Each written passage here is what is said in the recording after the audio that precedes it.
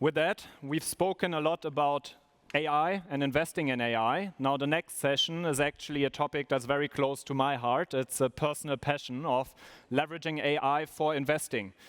So I will give a quick insight in the state of data-driven VC and how investors are actually leveraging modern tools, AI, automation into venture capital.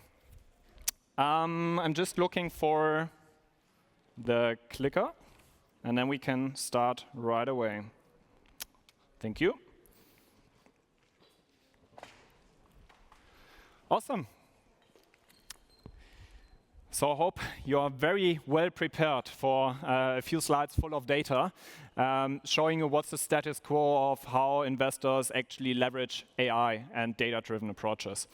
For those who don't know data-driven VC, it's a personal newsletter I've been writing for a couple of years. We right now have more than 50,000 readers in there, many of whom I see here also in the audience. So I will share a few insights here from the data-driven VC landscape, which is an annual report that we publish in May. So there are a few snapshots, some new slides as well that I put in here. And the idea is really to give you a status quo of data-driven VC. If we look at the VC investment value chain, and that's only the investment process, we have different areas from sourcing, screening, due diligence, closing, portfolio value creation, and then at the end, we obviously need to exit these companies. And if we look at the characteristic traits for all of these different phases in the investment process, we can summarize it's still very manual, it's still very inefficient, reactive, we have incomplete data set, we have inconsistent data, and sometimes we even have wrong information. And everyone knows that you need to find the needle in the haystack, which is very difficult if you do that, and we just spoke in the previous panel, at times where the entry barriers of founding new startups had literally disappeared. So we see more and more companies evolving, and it becomes increasingly difficult for investors. Now, if we look at the reasons why VCs become more data-driven, you can break it down into they want to become more efficient, so with the same input, achieve the same amount of output, or you want to achieve the same amount and you want to cut down your team, your personal expenses, for example. That's the efficiency part of the equation. If we talk about effectiveness, it's needless to say, and we spoke the whole morning about that DPI, TVPI, so performance data. In the end, we want to leverage technology as investors to become more effective, to deliver better returns versus the status quo of human only. And then last but not least, what people too often forget, we as venture capital investors, we are the gatekeepers to money. So we are very thankful to have trusted LPs to give us the money to invest it into the most ambitious startups out there, but eventually we are the gatekeepers. And it would be too easy to just invest it in friends or the friends of friends, the people who we know already, the people who are in our close networks. So if you look into studies out there, it's quite recently shown that the founders who are not directly or indirectly connected to venture capital investors do not have access to venture capital. So they might not even know about the asset class, they might not know about the opportunities. And last but not least, there are studies out there that more than 96% of outreaches to venture capital investors get a desk reject. So you never even get in touch if you don't know someone who knows someone. And that's our job as VC investors. Don't take it so easy. It's our job to do proactive. And there is a trend, there is a study from 2020 where Paul Gompas from Harvard has shown that actually majority of the VC deal flow is still inbound. So more than 2/3 of the deal flow was back then inbound, so founders reaching out to the investors. And this is dramatically changing, and I can say for us at Earlybird, we've invested quite heavily into our engineering team and data platform, that a significant part, so significantly more than a majority of our deal flow is actively generated proactive outbound. So a minor part of the deal flow is actually inbound. Now, you might ask the question, and I've heard that too often, isn't every investor a data-driven investor? Every investor uses some kind of data, be that subjective, be that objective, be that qualitative data, be that quantitative data. And I will tell you my mental model why I say not every investor is a data-driven VC. So if you look at the y-axis, you have the opportunity potential. So that can be a startup, and you look at the exit potential of this startup. And on the y-axis, you have your whole sample. So that can be your deal flow coverage, meaning if you don't even see the great opportunities, you will never be able to invest in them. So first of all, you need to source and see these opportunities. Then you need to select them, and then you need to get access. And then that's the second part. That's why it says coverage and/or experience. Many investors do have biases, and with these biases, they tend to invest in some companies while they don't invest in other companies. And what I'm saying is essentially, there are many investors out there, so investor A, B, C, D, E, F, G, investors who have a limited sample size, so they don't even see all of the opportunities because networks are not that scalable, so you will likely miss opportunities. Or they have a limited sample in terms of experience, because you might not have seen this type of founder building successful companies. And the data-driven VC, through technology, through AI, through automation, is able to see the whole spectrum and at the same time remove human biases in the pre-selection, so we can objectively look at the opportunities to get a pre-selection, and the human gets into the loop. When we already have seen all opportunities, we've narrowed down the funnel to the most promising ones, and that's a topic for itself, but you can focus on the ones that are most promising. And that's why a data-driven VC can optimize for the global maximum, while all of the traditional VCs that do not leverage technology can only optimize for the local maximum. Yes, there is an overlap, so investor F in this case has seen the most promising opportunity and was able to select it based on personal biases and got access. But the data-driven VC can compare it to others. So for example, investor B and D, they also believe they have co-invested in this great company. And that's a mental model I use, why it's very obvious, if you break it down into a simple framework, why you would need to leverage technology. Now, breaking that down, there's a framework I put out a few years ago, where I say on the x-axis, we have the number of engineers in an investment firm being representative of like, how serious are you about technological disruption about your own model? And on the y-axis, we have the number of VC firms. And it is a very simplified version, but I'm pretty sure mostly everyone here in this room will find themselves somewhere on this spectrum. So the old school VCs, your stack looks like we're using Salesforce, we're using the Microsoft Office suite. We are excited that we just introduced Slack. So there are some investors out there who are very proud that this is their most recent technological innovation. Then you have the productivity VCs. Productivity VCs, you start scheduling your meetings with Calendly. And you have something like Affinity, a VC-focused CRM system. You use Zapier for some simple automations, Notion, knowledge management, and so on.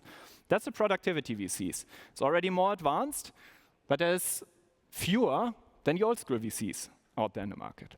And now we look at the data-driven VCs, and the data-driven VCs are personally split up into two camps.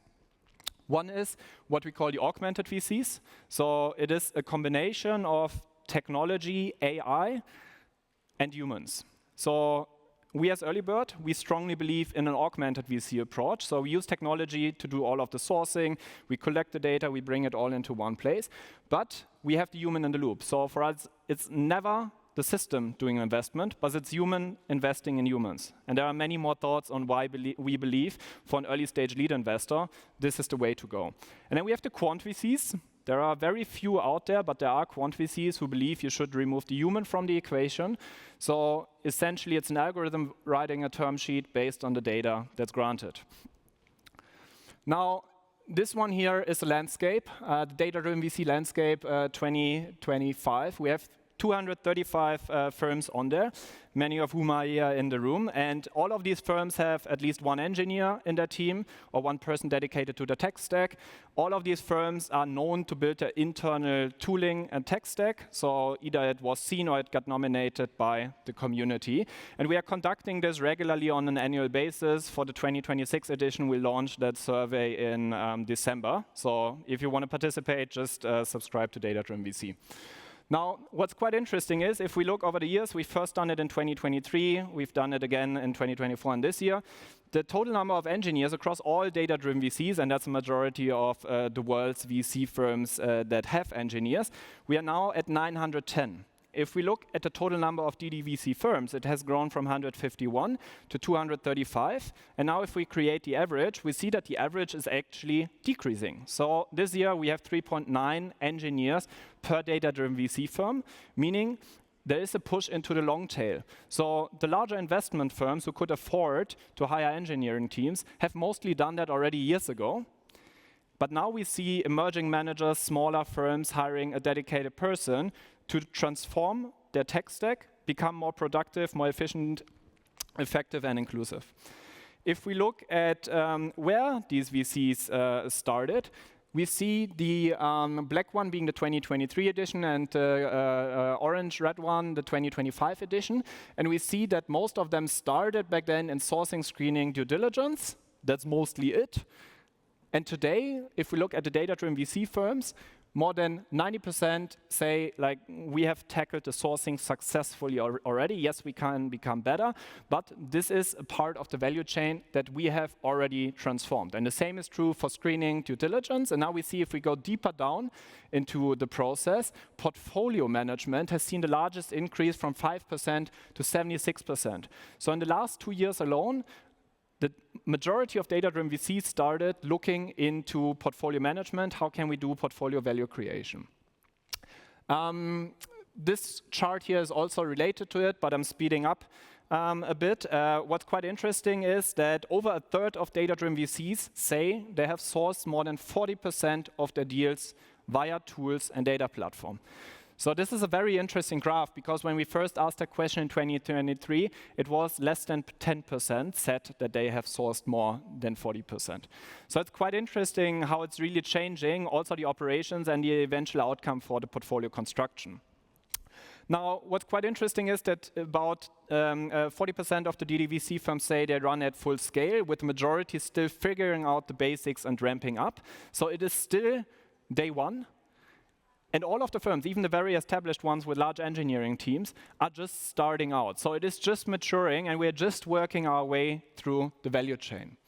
Now, what's quite interesting, many people ask you, like, how much do you spend on engineers? What's your internal budget? And we collected this data, we split it up, and in the report there are many more insights on that.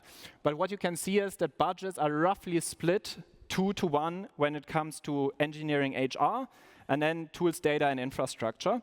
And we see that for smaller funds, the average salary for an engineer is 80,000 euro. And for larger funds, so oftentimes multi-billion-dollar platforms, the average engineering salary is 130K. There are more detailed statistics also in the report. Then about 2/3 of the DDVCs continue to increase their budgets. So they plan to increase, and what's interesting is not how many of them plan to increase, but the change that you see on the right bar, which is from 2024 to 2025. In 2024, 75% of the VCs wanted to increase their budgets towards the future. Now this year, it's only 63%. So while it's still 2/3 of the data-driven VCs that want to increase their budgets, it's actually a lower number than we had last year, meaning there's also some maturation, and that we will likely see at some point an asymptotic development when it comes to engineering teams. Now, we spoke about AI. We covered all of this already in the previous talk, so 2025, the year of agents. And if I move on, the question is, of course, about what are the use cases, what are the different approaches, so data collection, data processing, unbiasing, draft of investment documentation, reach out, text conversation. So all of these are different use cases. We also put lots of them into the landscape report that we published. So I won't go through all of them, but the full prompt library is also available on the Data-Driven VC website. So we've collected from the community what are the best prompts that you use and evaluated them. We ranked them and put them into a prompt database. Then, and we will quickly come to a conclusion now, 3/4 of the DDVCs only use about 4 models.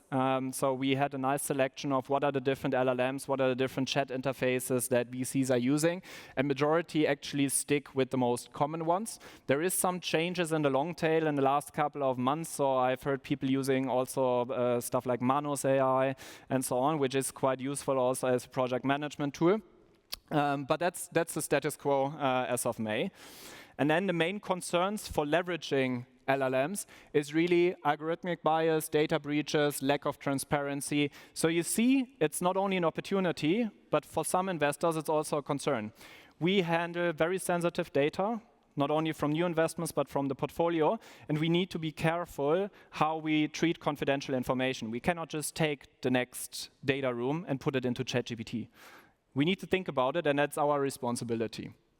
I will quickly skip this one and end with this slide.